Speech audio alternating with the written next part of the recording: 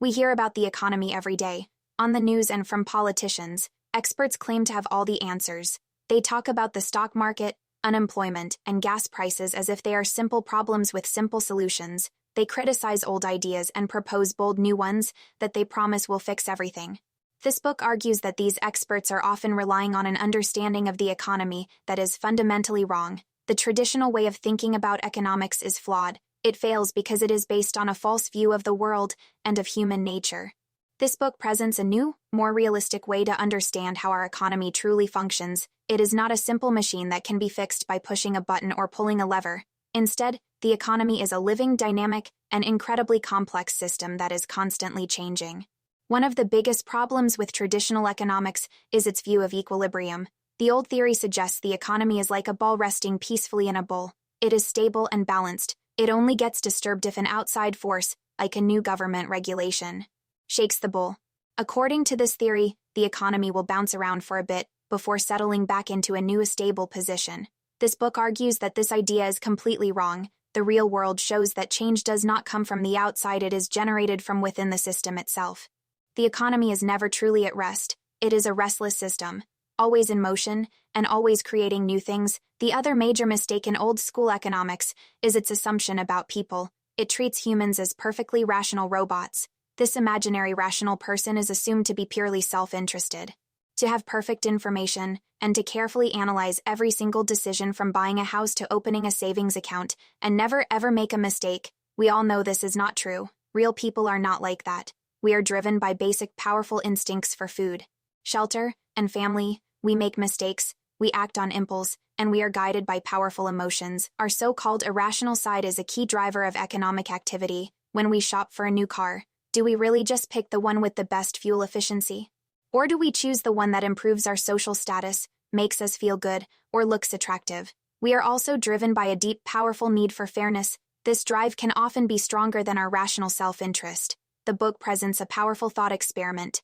Imagine someone offers to give you and a stranger $5. The stranger gets to decide how to split the money, but there's a catch: you must agree to their split, or neither of you gets a single penny. The stranger offers you $10 and decides to keep $4.990 for himself. What would you do? The rational choice, according to traditional economics, is to take the $10. After all, $10 is more than zero. But in reality, almost everyone would angrily reject this offer. We would feel insulted by the deep unfairness of the split. We would rather walk away with nothing, just to punish the other person's greed. This simple test shows that our human need for fairness is a powerful economic force that traditional theories completely ignore. If the economy is not a machine, what is it? The book argues it is an evolutionary system. It has grown and developed slowly over 5 million years, from the first stone tools to our modern globalized world. Just like biological evolution, there is no single person in charge, no CEO, no government, and no international bank is truly steering our massive $3.65 trillion global economy. It is a system that organizes and steers itself from the bottom up. Just like life, economies spring up naturally wherever humans gather. One study created a virtual world called Sugarsack, populated by simple digital creatures programmed only to find food. Before long, these simple creatures had spontaneously created a complex trading system, a basic economy. This happens in the real world too. At a massive garbage dump outside of Manila in the Philippines, a complete bustling economy has emerged. People collect waste, deal with middlemen, and sell to recycling firms. It is a complex and efficient system that evolved from the ground up, with no central planner. This new way of seeing the economy is called complexity theory. It views the economy as a complex, interconnected network. Its evolution is driven by the constant interaction of two main types of developments: physical and societal. Physical developments include new technologies, new manufacturing machines, or new communications networks. Societal developments are changes in how we organize ourselves, such as the shift from small family businesses to large corporations, or the movement of people from the countryside to cities. These two parts are always tangled together. The invention of the steam engine, a physical change, led to people working in factories instead of on farms, a social change. This, in turn, led to the rapid growth of industrial cities and even bigger social change. This process is not neat, linear, or predictable. It is a messy, churning system of trial and error. In this evolutionary system, different business strategies are constantly competing with one another for survival. Imagine two small businesses that both need to buy a new machine. One business owner might decide to take out a big loan from a bank, the other might decide to sell a portion of their company to shareholders. These are two different strategies for solving the same problem.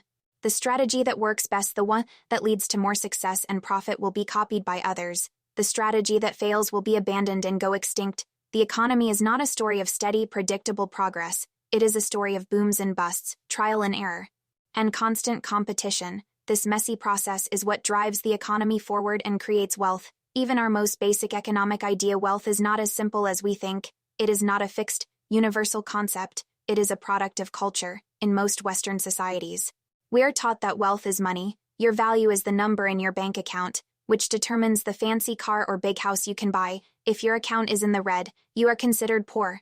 But in other cultures, this idea is meaningless. For the Maasai tribe in Africa, wealth is measured by how many cows you own. A man with thousands of dollars in a bank but no cows might be seen as poor. For nomads in Western Asia, wealth is measured in camels, which are essential for survival in the desert. Furthermore, this value is always fluctuating. In our system, high inflation can make money worthless overnight. In the Maasai system, the value of a cow changes based on the weather, the health of the herds, and the demand for cattle products. To understand wealth, you cannot just look at money, you have to look at an entire society's culture and needs. So, how is wealth created? The book explains that wealth evolves using the same three rules as biological evolution: differentiate, select, and amplify. Think about the shirt you are wearing right now. It is the end product of this exact process. Differentiate. A designer did not just create one shirt. They created hundreds of different designs, patterns, colors, and styles. This is variation. Select. The company then selected a few of those designs to produce. Then, store buyers selected which of those to put on their shelves. Finally, you walked into the store and made the final selection. You chose that one shirt over all the others. Amplify. Because you and other customers selected that shirt, the company will amplify its success by making many more of them. The designs that no one bought, they go extinct. They will not be made again. This constant looping process of variation, selection, and amplification is the engine that creates all the wealth and products in our society. Why does all this matter? It matters because the economy is not just something that happens to us.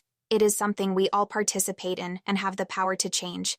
The economy has a huge influence on our politics and our society. Governments have the delicate and difficult job of trying to guide this complex system. If they intervene too much with central planning, they can smother innovation and make the economy sluggish. If they intervene too little, the system can become ruthless and volatile, as we have seen in major financial crises. But the true power is not just with the government, it is with you. In this evolutionary system, customers are a key part of the selection process. Where you spend your money is a vote. It sends a powerful signal to the entire system. If you want to see a world with more environmental protection, you can choose to buy products from companies that are eco-friendly. This selects for good behavior.